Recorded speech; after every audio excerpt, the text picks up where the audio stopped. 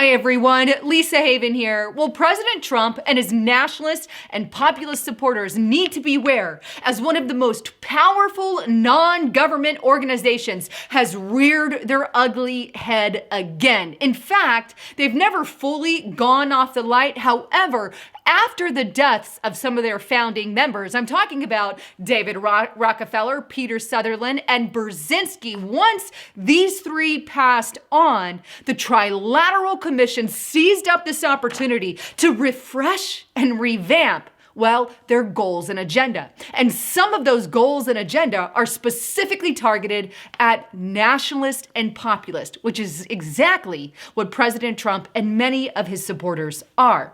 Now, before I get into the report, just a quick break.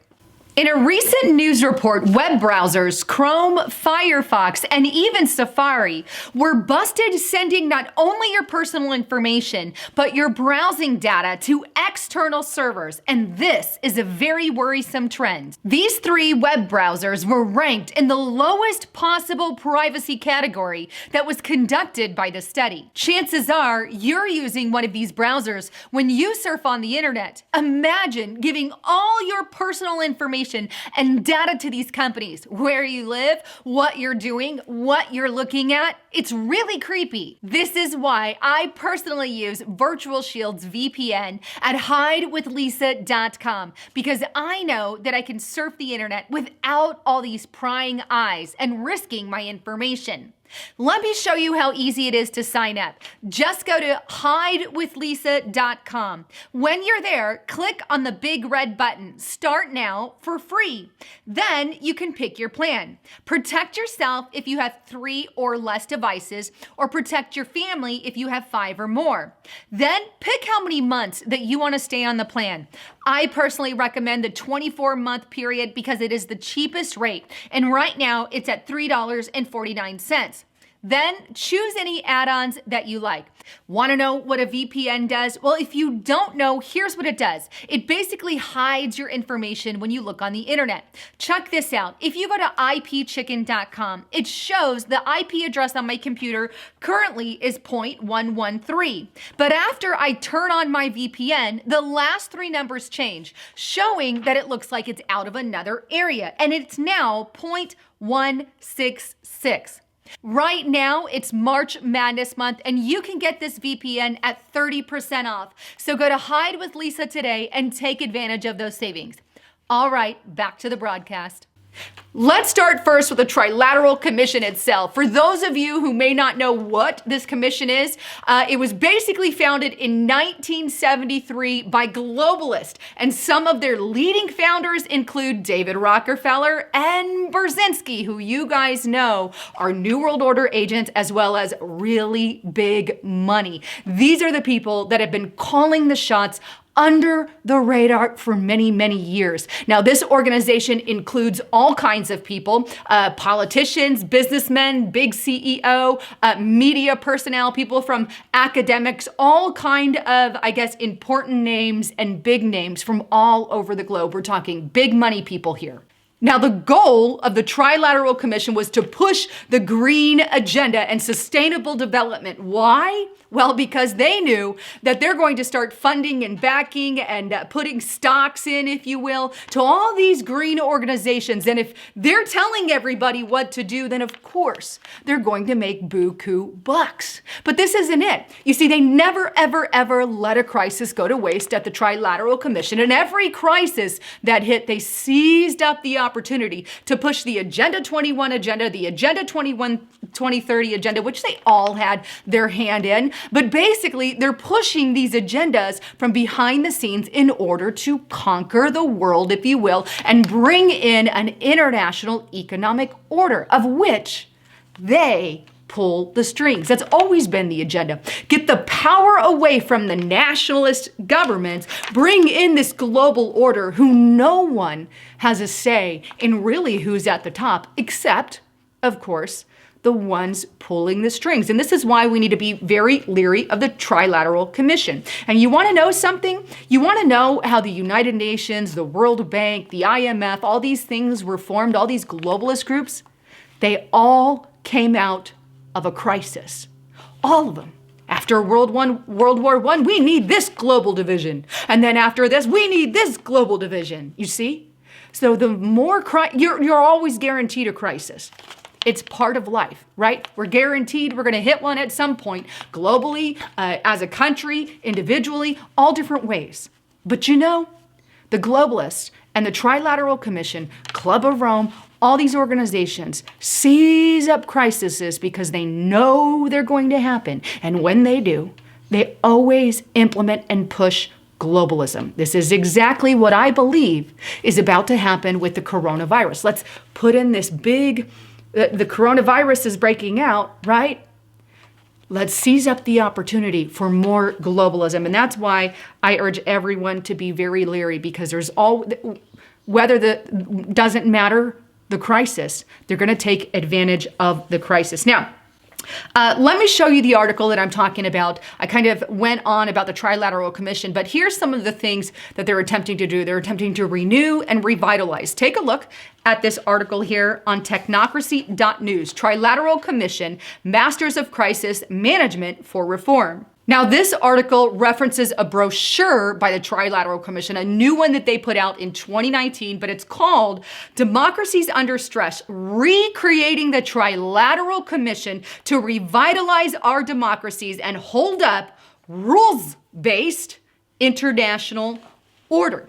Now, here's the thing. This is a revamping, if you will, of the Trilateral Commission. And what this document is going to prove or show is basically that the enemy of the Trilateral Commission, so to speak, is nationalist, populist, basically President Trump, Brexit, Nigel Farage, anyone who supports the ideas of building up your own country. And they do it, of course, under the radar in a very soft form. But this document kind of hones in on that. And that's why I say, this is a warning to President Trump, to President Trump's supporters, to our democracy really here in America. And while they call it democracy, it's anything but. They're talking more of a globalized democracy, if you will, not per country. You see, there's no way that we can have this global order and all have similar rules and regulations without America losing some of our freedoms. And it's very clear that this is what the Trilateral Commission wants to do. And this is why I hearken you not to ignore this video and pay attention to what's going on. But here's what it says in the executive summary, and it states, the global order that seemed so invincible at the end of the Cold War is now in doubt. Amen. It should be, but obviously that's a negative to them. Challenges to it come from within the very societies that honored and championed this order, as well from more traditional geopolitical opponents of it. Whether the world proves able to tackle the most urgent problems facing mankind today will in part depend on the ability to advance democracies to overcome their current malice and work together as they have in past decades. A 45-year-old organization, the Trilateral Commission, is recreating itself to be a leader and the indispensable resources in that effort. The Commission has unique advantages at galvanizing those in developed democracies to move from lamenting democratic decline to taking action to remedy it. It is the only organization with an explicit trilateral structure: North America, Europe, and Asia, and a legacy of catalyzing cooperation on global issues across the very geographies now suffering from democratic discontent. Rediscovering its roots, the Commission is sharpening its mission, rejuvenating its membership, and committing itself to the work program to generate throughout an action to strengthen the advance of democracy, enabling them to work together more effectively to meet the challenges of the 21st century. Basically, they want to revamp, revitalize North America, Europe, Asia, all their little counterparts. And not only that, but they want this plan, rules, agenda, something in place for the 21st century. You see, keep in mind, this is after the death of a lot of their founders, their main founders, Brzezinski, Rockefeller. I don't like any of these guys, right? Brzezinski, Rockefeller, Peter Sutherland, gone. Let's revamp and revitalize and get the global order moving. That's basically what this Trilateral Commission is doing. Now more money is in other hands, so to speak. So I think there's a lot more names we need to start paying attention to now at the Trilateral Commission, that the big ones are no longer there. But hey, you see, they really intend to change the world, to change America. And they make it very clear that populism and nationalism is the enemy. Take a look at this other section here where it goes on to talk about their challenges. Here's the challenges to their global international economic order. And it states, the drive toward deeper integration and greater globalization seems irreversible. Okay, it was going good, they said, until just a few years ago. You mean like when President Trump got in and Brexit happened? Yes.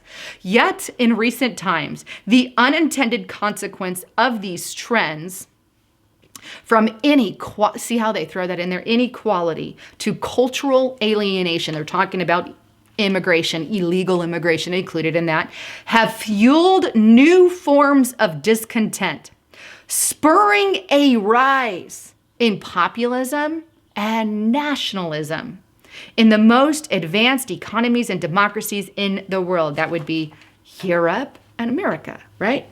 Today's institutions, both global and domestic, seemed ill-equipped to face these trends down and ensure the maintenance of the rules-based international order. There's a lot of meat in that.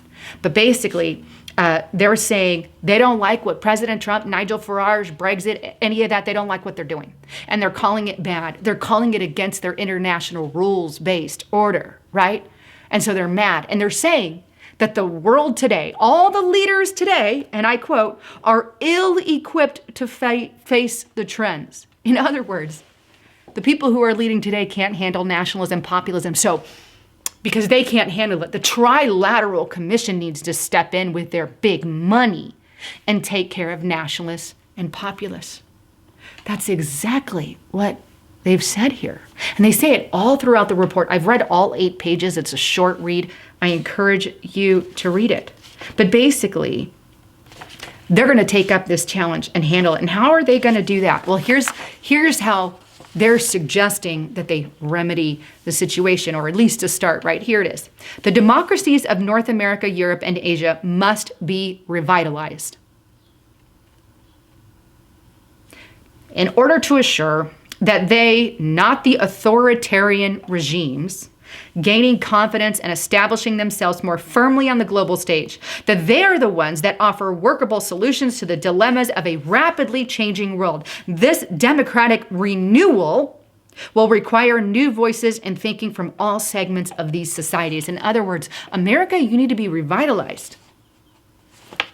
Who the hell gave the Trilateral the power, the Trilateral Commission, who the hell gave you the power to revitalize my freaking government? I didn't, because we the people vote here in America. What the hell are you doing in my politics? Oh yeah, big money, lobbyists, that's how they're involved. Lots of big money that they're gonna throw this way in order to get the freaking changes they want, and they're really talking about it. So you wanna know where all those attack campaigns are coming against President Trump? From the Trilateral Commission and their big money. And all the people that support them. You see, it doesn't stop there with just them sending money. No, they're going to start putting people in place, people in power that agree with their agendas. I'm talking like, people like AOC, Anaya Presley. Here's some of the other things. They kind of expand on how else they're going to remedy, and it goes on. The commission is also identifying issues that can be advanced by its mix of policy and business leaders and do not necessarily require the adoption by national governments to have an impact. We don't need the freaking government to have an impact. We can do this another way, they say. For instance, the commission could focus on issues such as the role of the private sector in meeting global climate goals. In other words, you see, people like big CEOs, Goldman Sachs, Coca-Cola, and I'm referencing my notes here, National Bank of Chicago, ExxonMobil, Morgan Stanley, and AT&T are all members, right? They've all got their financial support of all these organizations. They're going to tell all those organizations, hey, let's push the climate agenda. Let's push our climate goals. That's what they're doing. That's how come they don't need the governments leading. Because we can do this outside the government with other organizations to change the mindset of the population to get them to where we want them. That's what it says. But it goes on. They can also create codes of conduct for the use of the internet or the reform of capitalism. The commission is also working to bring younger, more diverse members into the organization. Two major things there. Codes of conduct on the internet. Again, who the hell gave them a right? Like, the internet don't belong to you. But they're in bed with globalists like Google. So instead of Google following the dictates of the government, they're following the dictates of their pockets. We can use our money to start doing this with Google. Get rid of nationalists and populists like Lisa Haven and InfoWars and Alex Jones and whoever, Next News Network, and Mark Dice, Steven Crowder. Get rid of all these people because they're not following our rule. They're exposing our rule. This is a very important point. And reform capitalism. Wait, into what? Oh, I have this eerie feeling that they're going to say that they're going to make socialism and communism, they're going to kind of somehow try to paint that as capitalism. You mean we're going to be reformed into what exactly? And this is why I think this needs more attention than it's going to get. And I'm going to ask you to share this video far and wide because we really need to know. This is a newer report put out in 2019. And this is a commission that's literally saying we're going to push an international economic order and we're going to do it without the government. And we're going to do it behind the government's back. And we're going to try to break down the populations in Europe and America to get them to comply to what we want. And the interesting part is this is exactly what I've seen happening and is continually happening. And they're talking about upping their antes. Upping the ante. Imagine who's going to be swayed tomorrow if we don't start calling attention to this. I didn't give them authority to control the internet. Neither did you. We didn't give them permission to run our government, but they're saying they don't need it. They're saying we'll go around that.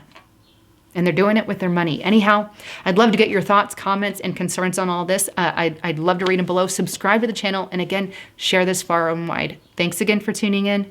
I'm Lisa Haven, signing out.